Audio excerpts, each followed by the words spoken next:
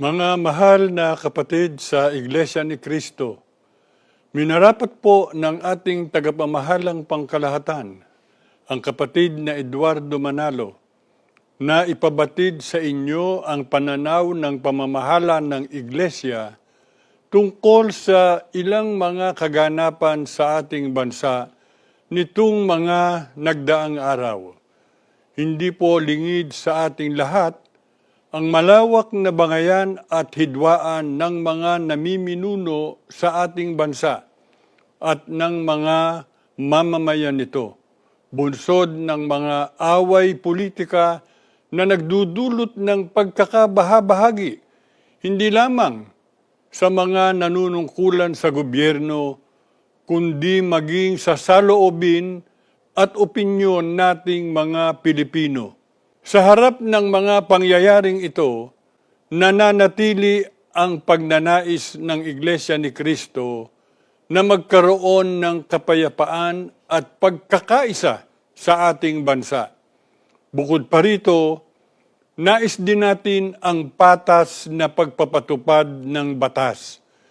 Hindi kailanman sumasang-ayon ang Iglesia ni Cristo sa kawalang hustisya at sa anumang hakbang na labag o hindi naaayon sa batas. Ang sinumang mapatunayang nakagawa ng paglabag sa batas ay marapat na papanagutin. Ang Iglesia ni Cristo ay may tiwala sa hukuman ng Pilipinas. Ang ating mga hukom ay may kakayahan at paghahangad na mailapat ang katarungan. Kaya naman ang nais natin ay dito litisin sa ating bansa ang sinumang inaakusahan ng paglabag sa batas. Kung hindi man isang malaking insulto, ay isa pong kawalan ng tiwala sa ating mga hukom. Kung hindi sa kanila ihaharap at lilitisin ang sinumang Pilipino na inaakusahan ng paglabag sa batas. At sa halip ay sa hukuman sa ibang bansa ito ipauubaya.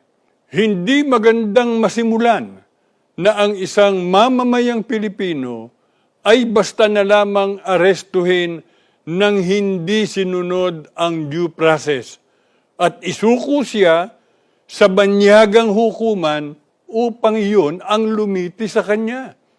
Ito ay itinuturing natin na pagsusuko ng ating soberenya.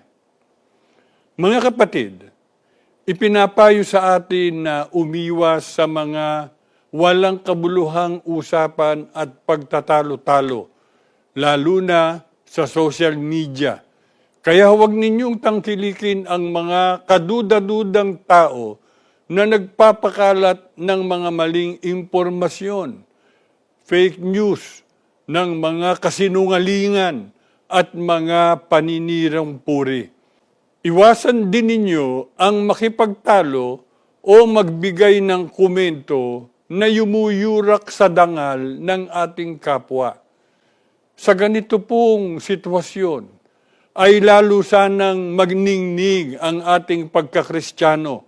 Kaya, itinatagubilin ng kapatid na Eduardo Manalo na patuloy nating idalangin sa Diyos na nawa ay igawad niya ang kapayapaan sa ating bansa, hindi lamang para makapamuhay tayo ng tiwasay bilang mga mamamayan nito, kundi higit sa lahat ay para payapa nating maitaguyod ang paglilingkod natin sa Kanya.